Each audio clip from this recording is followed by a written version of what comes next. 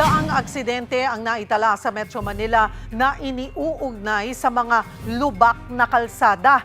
Isa sa dahilan nito ang sunod-sunod na sama ng panahon sa bansa. Para bigyan ng mukhang balita, Mobile Journal, Ivan Tarinque.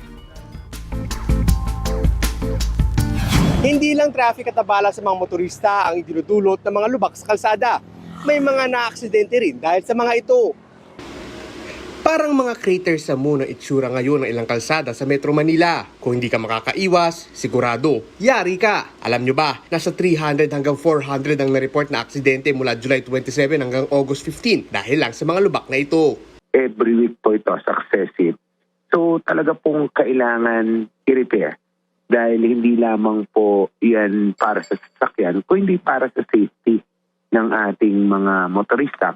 Lumala raw ang sira sa mga kalsada dahil sa halos 3 linggong pag-uulan. Kaya ngayon ang tinatrabaho ng MMDA. Every time na makakakita po ng lubak, pinapipicturan ko po yan, pinagagawa ko ng report.